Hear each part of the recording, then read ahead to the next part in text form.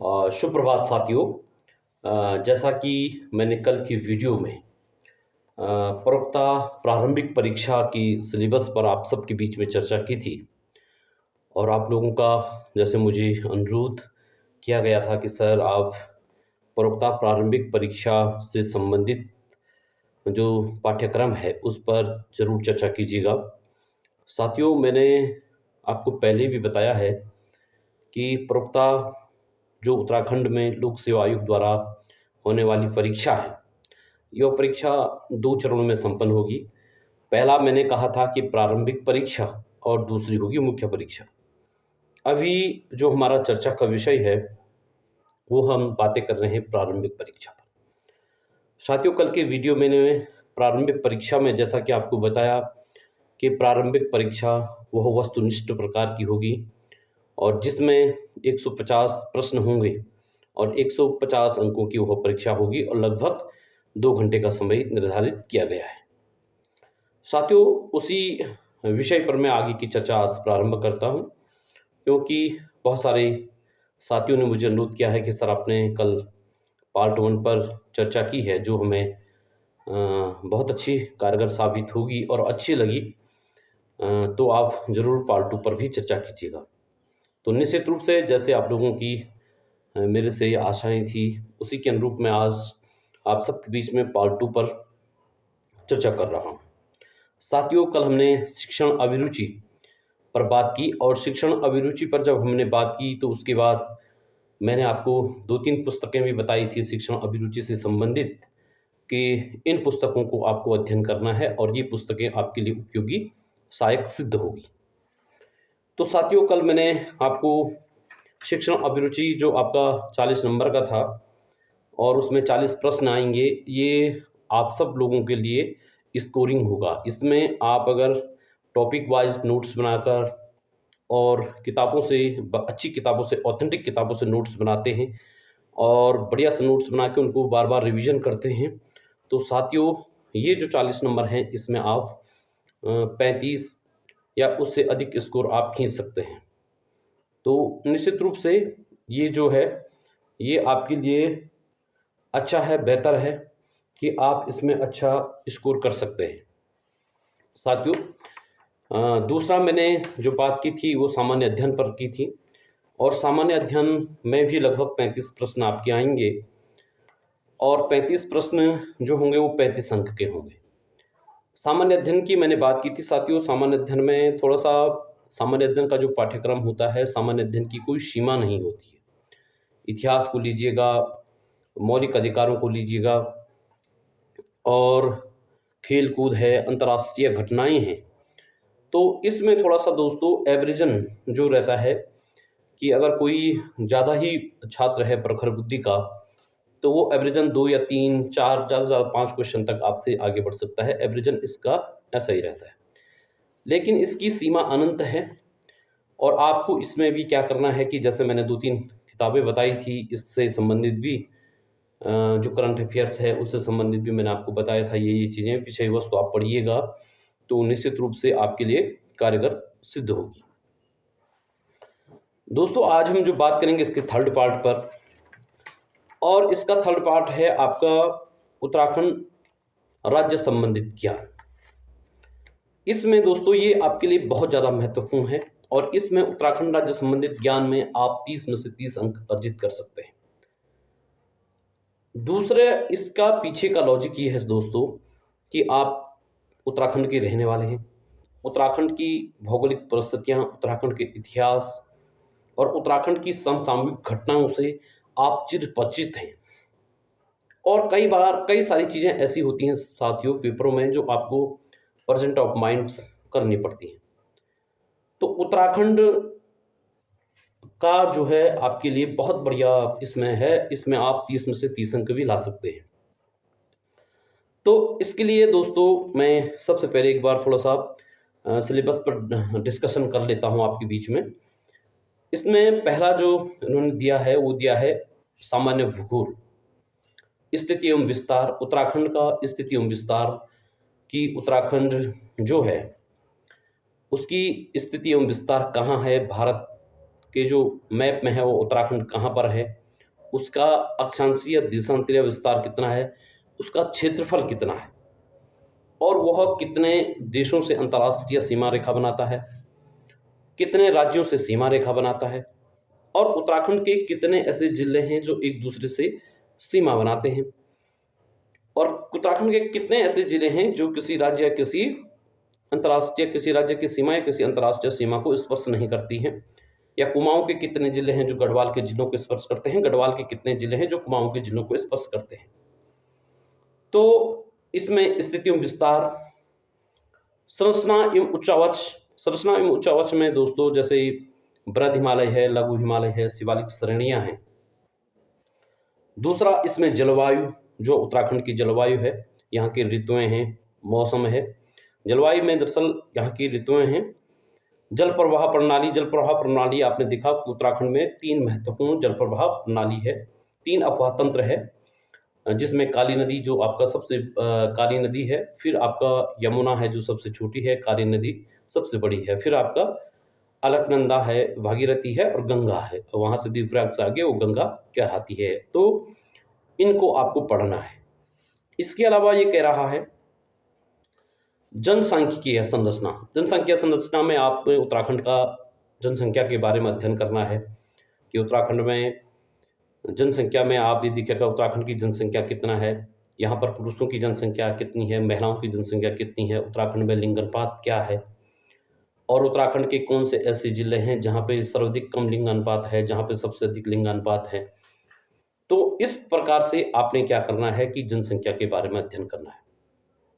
उत्तराखंड में जनघनत्व कितना है, उसके बात है, और जनसंख्या संरचना। इसके अलावा आपको, मुझे लग रहा है कि इसमें आपको जनजातीय, आपने देखा होगा उत्तराखंड में कौन कौन सी जनजातियाँ निवास करती है, उत्तराखंड की सबसे बड़ी जनजाति कौन है, सबसे छोटी जनजाति कौन है, उनके मेले, उत्सव, खान पान, रीति रिवाज, और उनमें जो लोग सक्सेस मतलब जो लोग सफल हुए हैं, देश के प्रतिष्ठित पदों पर रहे हैं, उनके बारे में आपको अध्ययन करना है। इसके बाद आता है दोस्तों प्रवास, ठीक है। फिर यातायात। यातायात में उत्तराखंड में कितने जो है कि कितने नेशनल यातायात में आप कितने राष्ट्रीय राजमार्ग हैं, इसके बारे में आपको अध्ययन करना है। फिर संचार तंत्र एवं राजकीय जो संचार के तंत्र हैं उनके बारे में। फिर राजकीय प्रतीक, आपका राजकीय प्रतीक में उत्तराखंड का राज्य पुष्प क्या है, उत्तराखंड का राज्य खेल क्या है, उत्तराखंड का राज्य गीत क्या है, इन सब के बारे में आपको अध्ययन करना है। तो ये आपका सामान्य भूगोल जो उत्तराखंड के राज्य संबंधित ज्ञान से संबंधित ये था। दूसरा इसमें दिया है दोस्तों इतिहास। इतिहास के बारे में, उत्तराखंड का इतिहास की हम बात कर रहे हैं, तो उत्तराखंड में निवास करने वाली जातियां, उत्तराखंड में कौन कौन सी जातियां निवास करती थी, उसके बाद प्रजातियां, राजवंश। उत्तराखंड में आपने देखा होगा कि विभिन्न राजवंश हुए हैं, जैसे कुड़िंद राजवंश हुआ है, पौरव राजवंश हुआ है, कत्यूरी राजवंश हुआ है। आपको पता है कि कत्यूरी राजवंश के शासनकाल को उत्तराखंड का स्वर्णकाल भी कहा जाता है, और कत्यूरी राजवंश का एक ऐतिहासिक राजवंश रहा है उत्तराखंड में, जिसका मंदिर निर्माण में बहुत बड़ा योगदान रहा है। तो इस सब को आपने इसके अंतर्गत पढ़ना है। फिर मध्यकाल की बात करता है, ये प्राचीन काल में जो उत्तराखंड में राजवंश थे उनकी ये बात कर रहा है। फिर उसके बाद आप मध्यकाल की बात करते हैं, तो मध्यकाल में साथियों इसमें दिया है कत्यूरी राज, वो जो उत्तर कत्यूरी और चंद और पंवा राजवंश। कत्यूरियों के उत्तराधिकारी के रूप में आप देखते हैं दोस्तों कि कुमाऊं के क्षेत्र में जो चंद राजवंश आता है, और जिसके बहुत सारे शासक होते हैं, जिसने बहुत बड़े भूभाग पर अपना साम्राज्य विस्तार किया, और उनकी एक कर प्रणाली भी थी जिसमें वो कर वसूलते थे यहाँ की जनता से। पंवा राजवंश का आप देखते हैं गढ़वाल के क्षेत्र में बहुत सारा गौरवशाली इतिहास रहा है, और पंवा राजवंश की किस प्रकार से वहाँ पर कर प्रणाली थी, किस प्रकार से उनकी सैन्य व्यवस्था थी, और किस प्रकार से वहाँ राजस्व वसूला जाता था, इस सब के बारे में आपको क्या करना है, अध्ययन करना है। तो ये आपका क्या है दोस्तों, इतिहास में इन्होंने मध्यकाल में जो उत्तराखंड के राजवंश थे उनके बारे में इस पाठ्यक्रम में उल्लेख किया है।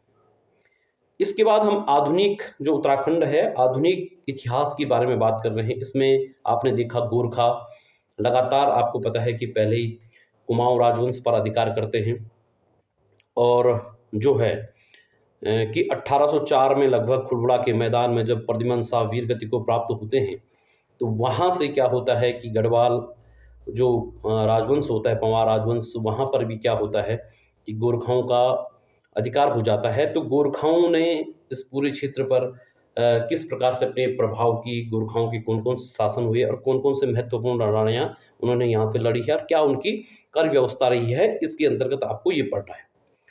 फिर आपको दोस्तों ब्रिटिश काल में आप देखते हैं कि किस प्रकार से ब्रिटिश काल का यहाँ पे हस्तक्षेप रहता है, जिस प्रकार से जो आपको पता है कि सिंगोली की संधि बिहार में होती है और उसके बाद मवार राजवंश को जो सुदर्शन शाह होते हैं उन्हें उनका राज्य वापस दिया जाता है। तो इस सब के बारे में आपको क्या करना है, अध्ययन करना है। स्वाधीनता आंदोलन में आपको पता है कि स्वाधीनता आंदोलन में उत्तराखंड के महत्वपूर्ण योगदान रहता है। आपका हैप्पी क्लब की स्थापना होती है, अल्मोड़ा कांग्रेस की स्थापना होती है, कुमाऊं परिषद की स्थापना होती है और लगातार स्वतंत्रता संग्राम में उत्तराखंड का गौरवशाली इतिहास रहता है। जो राष्ट्रीय लेवल पर जो घटनाएं होती है उनकी हलचल कहीं न कहीं उत्तराखंड के क्षेत्र में भी होती है। तो इस प्रकार से इन्होंने बेहतरीन जो एक सिलेबस डिज़ाइन किया है, वो बहुत अच्छा है, आप इसको पढ़िएगा। दूसरे में है स्वतंत्रता प्राप्ति के बाद परिदृश्य, जो आपका स्वतंत्रता जब भारत स्वतंत्र होता है, तो उसके बाद उत्तराखंड का जो परिदृश्य है वो किस प्रकार से रहता है। उत्तराखंड उस समय तो यूपी का भाग रहता है, लेकिन उत्तराखंड के जो भाग हैं उसमें क्या-क्या प्रमुख घटनाएँ हुई थी, किस प्रकार से यहाँ राज्य आंदोलन के लिए फिर से एक बार दोबारा से पर्वतीय जिलों को मिलाकर के राज्य आंदोलन की जो परिकल्पना की गई थी और राज्य आंदोलन बाद में अस्तित्व में भी आता है। तो इसके बारे में भी आपको क्या है कि इसमें आपका अध्ययन करना है। उत्तराखंड के समाज की ऐतिहासिक पृष्ठभूमि, और ये बहुत बड़े उत्तराखंड के जो समाज है, यहाँ पे समाज में जो रीति-रिवाज, खान-पान, कल्चरल जो है परंपराएँ हैं और वहाँ उसकी जो है ऐतिहासिक पृष्ठभूमि क्या रही है। कोई भी ऐतिहासिक मतलब बिना इतिहास, देखो दोस्तों 2 चीज़ें होती हैं, इतिहास भी क्या करता है, एविडेंस मानता है। जैसे आपने देखा होगा कि उत्तराखंड में बहुत सारे ऐसे एविडेंस मिले हैं जिसमें इतिहासों के बारे में हमें उल्लेख मिलता है। जैसे अशोका काल से शिलालेख है और ये अल्मोड़ा में जो लखा उडियार है, चमोली में गोरखा उडियार है। तो इस ऐसे कई सारे एविडेंस जैसे मिले हैं, तो उनसे भी हमें उत्तराखंड के जो इतिहास है उसके बारे में जानने की जानकारी प्राप्त होती है। तो ये इन्होंने जो उत्तराखंड का इतिहास है उसे 3 भागों में बाँटा है। सबसे पहले प्राचीन काल, फिर आपका मध्यकाल और फिर क्या-क्या है आपका आधुनिक काल। तो इस तरह से इन्होंने जो है कि हमारे जो पाठ्यक्रम है उसका डिज़ाइन बनाया है। उसके बाद तीसरे में ये कहते हैं दोस्तों प्राकृतिक आर्थिक संसाधन, जो आपका उत्तराखंड में प्राकृतिक संसाधन है, ठीक है? आर्थिक संसाधन है। जल, आप देखिएगा जल, आप देख सकते हैं जल जो है वो एक प्राकृतिक संसाधन के रूप में उत्तराखंड में सबसे ज़्यादा उपयोग किया जाता है। प्राकृतिक संसाधन आपने देखा, जल, बड़ी-बड़ी जल विद्युत परियोजनाएँ चल रही हैं। टिहरी जल विद्युत परियोजना है, पंचोसर जल विद्युत परियोजना है, विष्णुघाट जल विद्युत परियोजना है। वो ऐसे-ऐसे उत्तराखंड में बहुत सारी जल विद्युत परियोजनाएँ हैं, भागीरथी नदी पर है, अलकनंदा पर है, काली नदी पर है। इन जल विद्युत परियोजनाओं के बारे में भी आपको अध्ययन करना है। कौन जल विद्युत परियोजना कितनी मेगावाट की है, किस नदी पर है, इस सब के बारे में आपको अध्ययन इसके अंतर्गत करना है। उसके बाद उत्तराखंड में वन, क्या आपको पता है कि वन का उत्तराखंड में अधिकांश उत्तराखंड का जो भूभाग है वो वनाच्छादित है। तो इसलिए इसके बारे में, वन के बारे में, फिर वन्यजीव संरक्षण पार्क। आपको पता है कि वन्यजीव संरक्षण पार्क जो नेशनल पार्क हैं उत्तराखंड में कितने हैं और नेशनल पार्क जो है उसका क्षेत्रफल कितना है, कब एस्टेब्लिश्ड होता है और उसमें आपका क्या-क्या जीव जंतुओं के लिए संरक्षण किया जाता है। अभयारण्य, वन्यजीव, वर्ल्ड वाइल्ड सेंचुरी, वन्यजीव अभयारण्य के बारे में ये है। फिर खनिज, उत्तराखंड में जो खनिज पाया जाता है, पशुपालन, कृषि एवं बागवानी इत्यादि। इसके जो चौथी यूनिट है, हमें आपका इसके अंतर्गत ये सब जो उत्तराखंड के प्राकृतिक संसाधन हैं, इन सब के बारे में हमको क्या करना है, आपका अध्ययन करना है। अगला दोस्तों जो है इसमें चौथा जो दिया है, राजनीतिक एवं प्रशासनिक परिप्रेक्ष्य राज्य। राजनीतिक एवं प्रशासनिक, आपने देखा होगा कि कोई भी राज्य होता है उसको चलाने के लिए एक प्रशासनिक ढांचा होता है।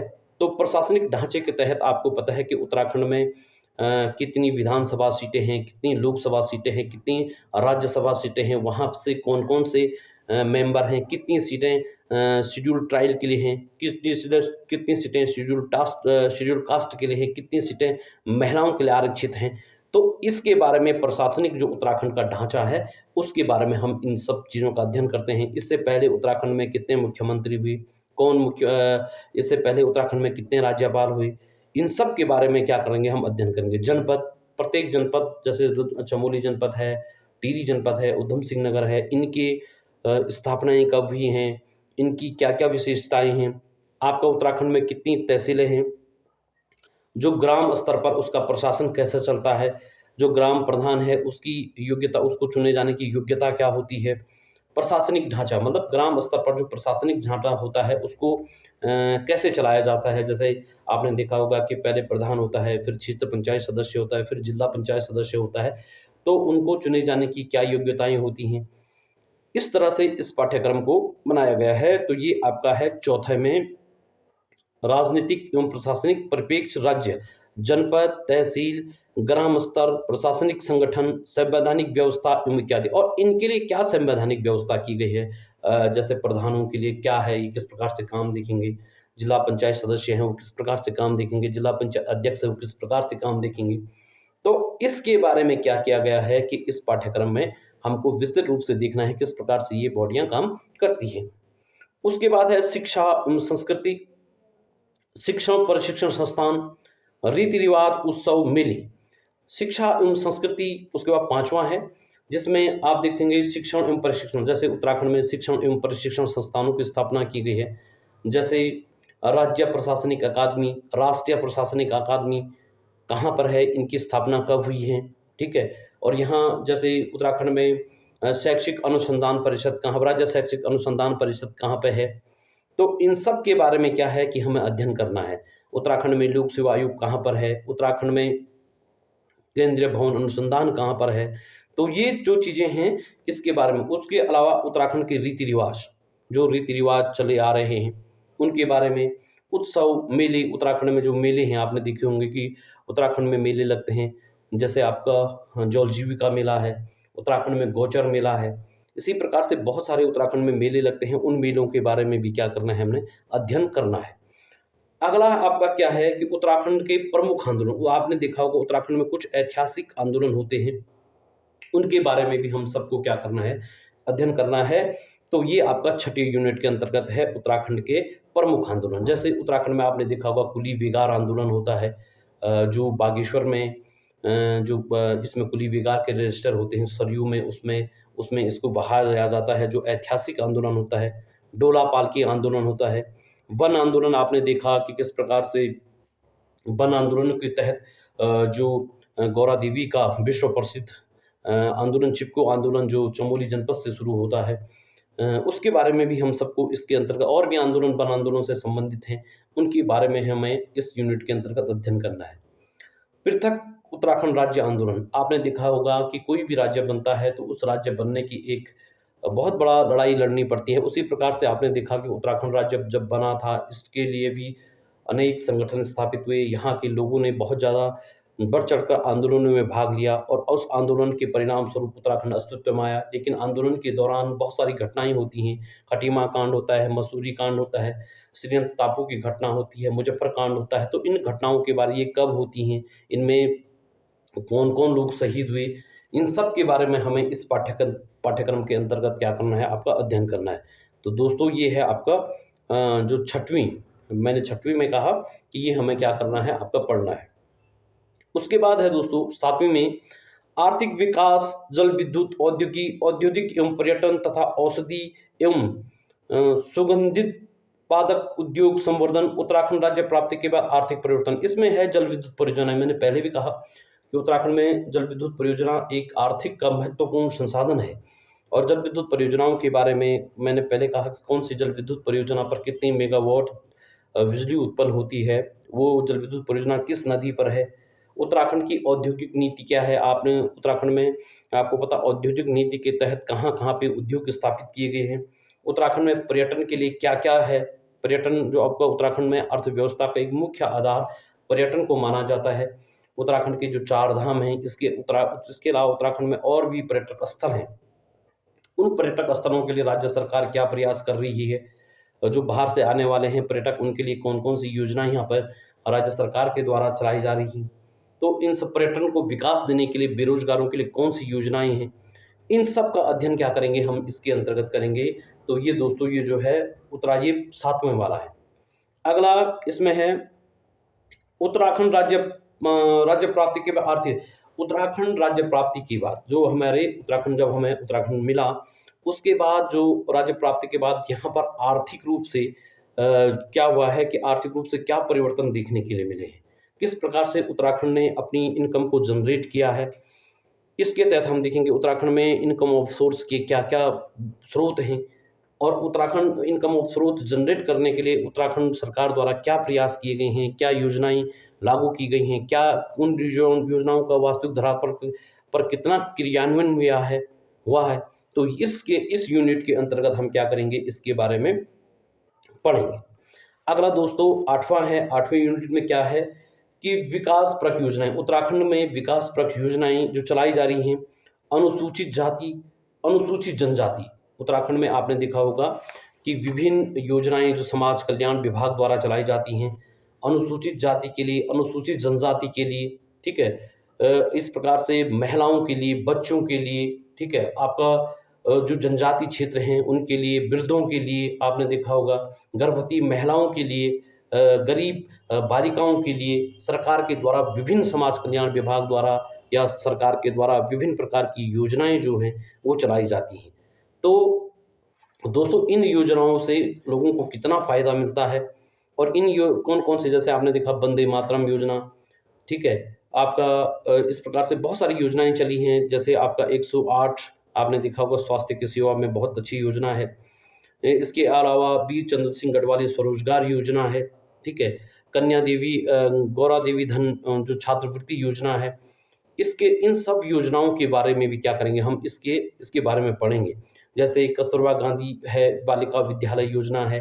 तो ये योजनाएँ जो हैं, इन योजनाओं के बारे में हम इसमें पढ़ेंगे और ये खासकर जो योजनाएँ हैं, आपने देखा होगा कि जैसे भारत के संविधान के राज्य के नीति निर्देशक तत्वों में भी इस बात का उल्लेख है कि राज्य क्या करेगा, समय-समय पर अपने राज्य के जो लोग वंचित हैं, खासकर अनुसूचित जाति, अनुसूचित जनजाति, पिछड़े हुए वर्ग, इन सब लोगों के लिए क्या करेगी, इस प्रकार की योजनाएँ लागू करेगी ताकि उनको समाज की मुख्य धारा में लाया जा सके।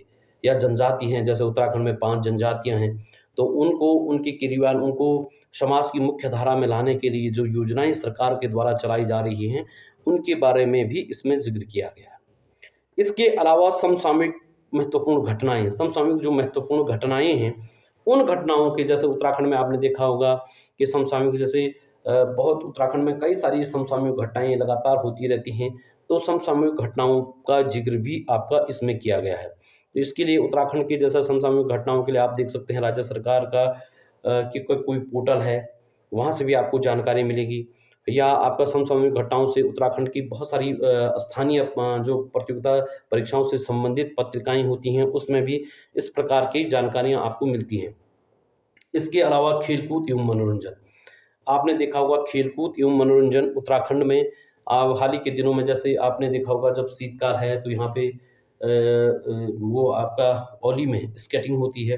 इसके अलावा जो उत्तराखंड के कई सारे आप वर्तमान में देख रहे होंगे कि कोई ऐसे खिलाड़ी हैं जो राष्ट्रीय लेवल पर पदक ला रहे हैं, अंतर्राष्ट्रीय लेवल पर पदक ला रहे हैं।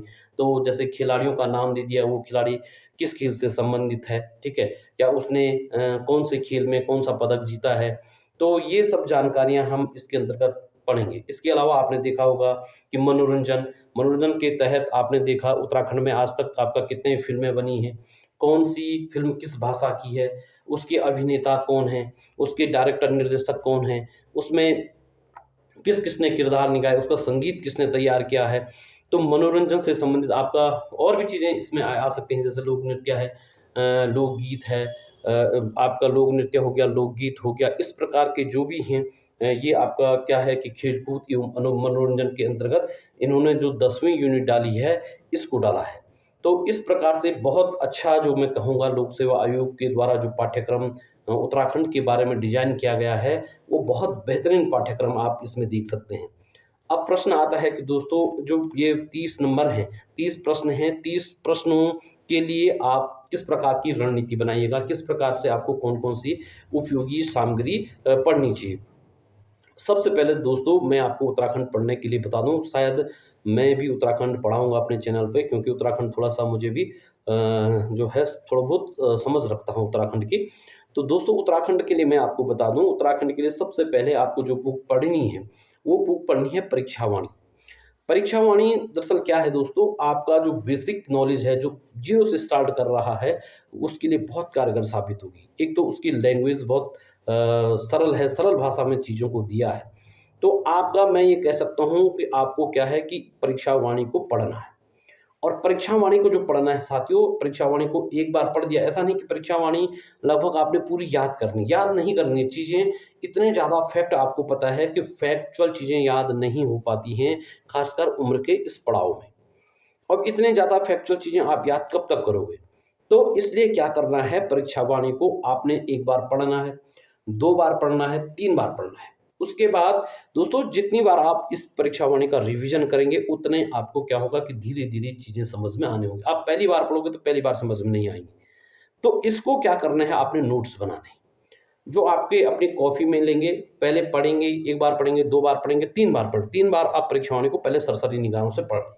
चौथी बार जब आप पढ़ेंगे, तो उसके बाद आपको कॉपी और पेन आपके हाथ में होनी चाहिए। फिर आप चैप्टर वाइज़ जो आपका पाठ्यक्रम, मैंने पहले ही कहा है, पाठ्यक्रम की प्रकृति जो है, वो आपके दिमाग में पहले फिट होनी चाहिए। उसको मैंने कहा कि उसको आप प्रिंट लेके उसको पढ़ लीजिएगा कम से कम 10 या 15 बार।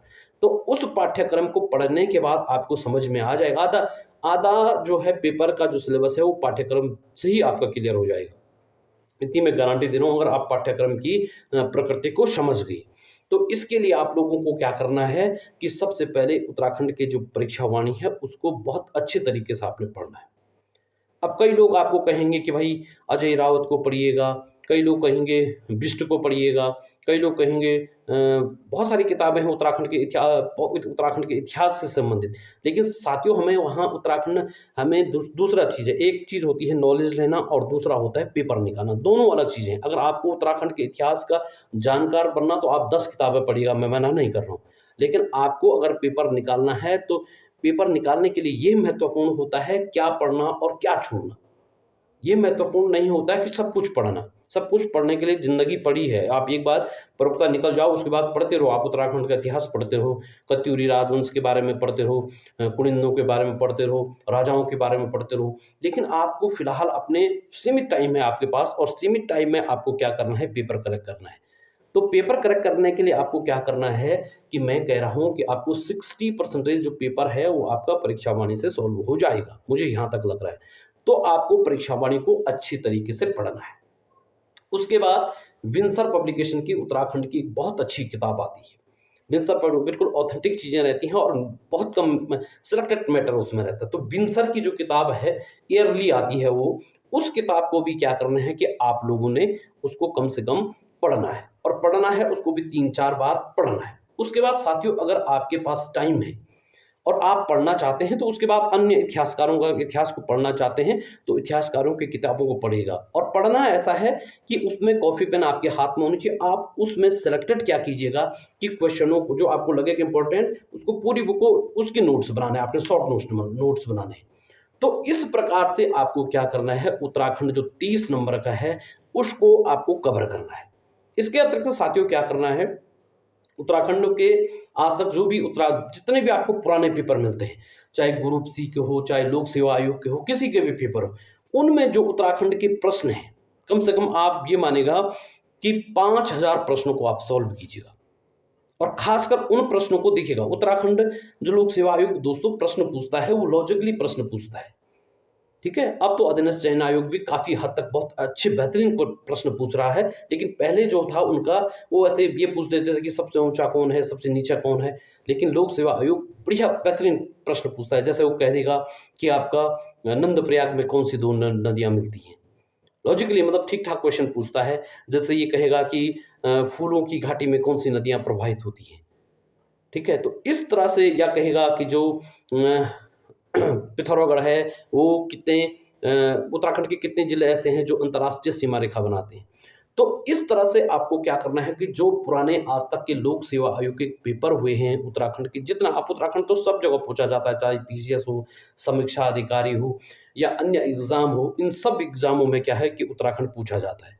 तो आप लोगों को क्या करना है कि उत्तराखंड के जितने भी पेपर हुए हैं, उनको सबको जो क्वेश्चन हैं, जो आपको इम्पोर्टेंट लगे, उसको पहले अपना आप खुद से क्या करना है, सॉल्व करना है। और सॉल्व करने के बाद जो आपको उसको क्या करना है, उसके शॉर्ट नोट्स बनाने हैं। तो शॉर्ट नोट्स बना के उन क्वेश्चनों को भी आपको लगातार रिवीजन करना है। तो दोस्तों, उत्तराखंड में मैं आपको गारंटी दे रहा हूँ कि आप लोगों ने अच्छी तरह से तैयारी कर ली है, तो 30 में से आपके 30 नंबर आ सकते हैं, इस बात की पूरी-पूरी गारंटी है। क्योंकि उत्तराखंड को आप जानते हैं, वहाँ आप रह रहे हैं। कई बार कई क्वेश्चन ऐसे होते हैं कि जो आप अपने कॉन्शियस माइंड से, प्रेजेंट ऑफ कॉन्शियस माइंड से वहाँ पे सॉल्व कर लेंगे। तो ये चीज़ क्योंकि आप सब लोगों ने देखी है, सुना है, उसमें जी रहे हैं आप लोग, तो इसलिए ये बेहतर है। तो लेकिन ऐसा नहीं कि आप सब जानते हैं और आप इसकी तैयारी नहीं कर रहे हैं।